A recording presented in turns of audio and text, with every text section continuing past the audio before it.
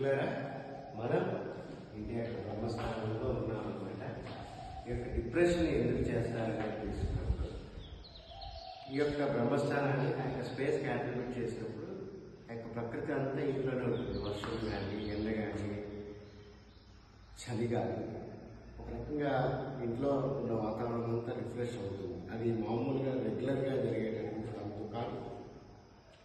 ఇంటి మొత్తానికి క్రియేషన్ అనేది ఇంటి యొక్క మిడ్ పాయింట్ తీసుకోవడం ద్వారా ఈ ఇంట్లో ఏ రకమైనటువంటి వాస్తుపురుష తత్వం జనరేట్ అవ్వాలనేది ఈ రకంగా ఈ పాయింట్ నుంచి జనరేట్ అవ్వాలి. శాస్త్రాలు ఏం చెప్తుంది అంటే ఈ రకంగా ఇక్కడ ఒక డెఫినేషన్ తీసుకుంటుంది కాబట్టి ఇక్కడ ఈ భూక్షేత్రం యొక్క బ్రహ్మస్థానం అనే స్పేస్కి యాట్రిబ్యూట్ అవ్వాలి కాబట్టి స్పేస్ను ఓపెన్ చేయడం చెప్తాను.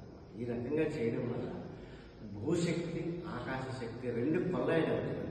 కొల్లాయిడ్ అయ్యి ఒక కాస్మిక్ పిల్లర్ లాగా ఏర్పడుతుంది. మన కంటికి కనపడదు అనమాట.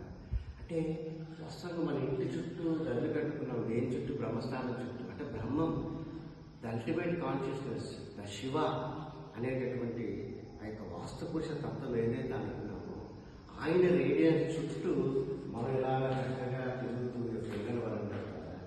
ఆయన ప్రదక్షిణ చేస్తూ ఆయన యొక్క రేడియన్స్లో, ఆయన యొక్క బ్లెస్సింగ్స్లో ఈ యొక్క గదుల్లో మనం ఉంటున్నాం అనమాట. అది బ్రహ్మస్థానం అంటే దాని యొక్క ప్రత్యేకత.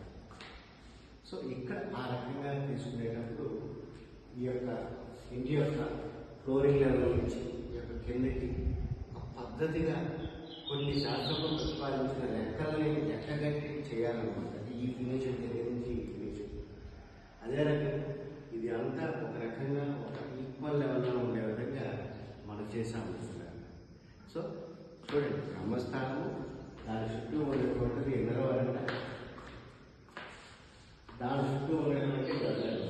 అంటే వాస్తుపురుష మండలం తీసుకునేటప్పుడు బ్రహ్మస్థానము, దైవిక పాదం అనేది ఒక ఎన్నర వరంట, మానుష్య పాదము, పైశాచిక పాదం అనేది గదులను. అంటే మనం నివాసానికి ఉపయోగించేటటువంటి పదాలు ఆ రెండు వీటిలోనే ఉండాలని చెప్పడం వల్ల మనం పూర్తిగా 100% ఆ యొక్క పద్ధతులు ఇచ్చేసి మనం ఈ గదుల పూర్తి కూడా ఓన్లీ ఆ యొక్క మానుష్య పాదము, పైశాచిక పాదంలో మాత్రమే పెట్టి చేయడం జరిగింది. ఇది బ్రహ్మస్థానం యొక్క విశిష్టత.